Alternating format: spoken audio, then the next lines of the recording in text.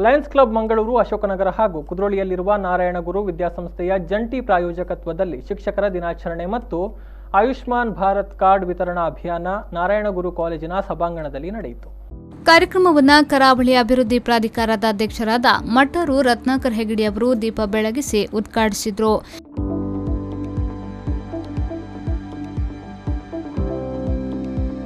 ಬಳಿಕ ಆಯುಷ್ಮಾನ್ ಕಾರ್ಡ್ ಅಭಿಯಾನಕ್ಕೆ ಚಾಲನೆಯನ್ನ ನೀಡಿದರು.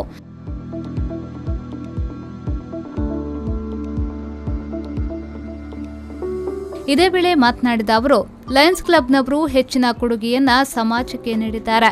ಇದೀಗ ಅವರ ಸಹಯೋಗದೊಂದಿಗೆ ನಾರಾಯಣಗುರು ಕಾಲೇಜಿನಲ್ಲಿ ಶಿಕ್ಷಕರ ದಿನಾಚರಣೆ ಮತ್ತು ಆಯುಷ್ಮಾನ್ ಕಾರ್ಡ್ ಅಭಿಯಾನವನ್ನು ಹಮ್ಮಿಕೊಂಡಿರುವುದು ಹೆಮ್ಮೆಯ ವಿಚಾರ ಎಂದು ಹೇಳಿದರು.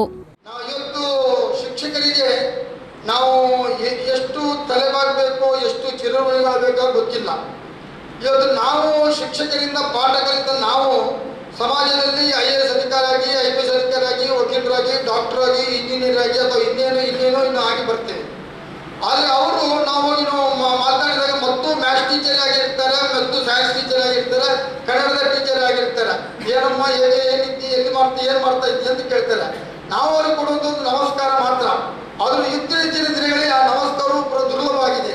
ತಮ್ಮ ಅಧ್ಯಾಪಕರನ್ನ, ತಮ್ಮ ಲೆಕ್ಚರರ್ನ ಕಂಡಾಗ ಇನ್ನೊಂದು ಕಡೆ ಮುಖ ತಿರುಗಿಸಿಕೊಂಡು ಹೋಗುವಂಥ ಪರಿಪಾಠ ನಮ್ಮಲ್ಲಿ ಇದೆ. ಗುರುವಿನ ಗುಲಾಮನಾಗದೆ ಸಿಗದಂಗ ಮುಕ್ತಿ ಎನ್ನುವ ಪ್ರಕಾರ ಜ್ಞಾನದ ನಮ್ಮ ಅಧ್ಯಾಪಕರುಗಳ, ಟೀಚರ್ಗಳ ಅವರ ಜ್ಞಾನದ ಎಲ್ಲಿ ತನಕ ಎಂಬುದಿಲ್ಲವೋ ಅಲ್ಲಿ ತನಕ ನಮಗೆ ಬಹುಶಃ ಅವರ ಜ್ಞಾನಕ್ಕೆ.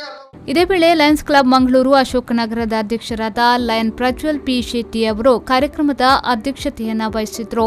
ಕಾರ್ಯಕ್ರಮದಲ್ಲಿ ಉಚಿತ ಚಿಕಿತ್ಸೆಯ ಆಯುಷ್ಮಾನ್ ಭಾರತ್ ಕಾರ್ಡ್ ವಿತರಣಾ ಕಾರ್ಯಕ್ರಮ ನಡೆಯಿತು.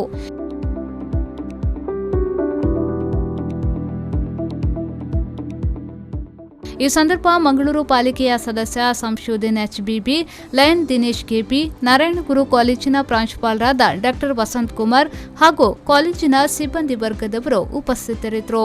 ಶರಸಾನ್ಯಾನ್, V4 News 24/7 ಮಂಗಳೂರು.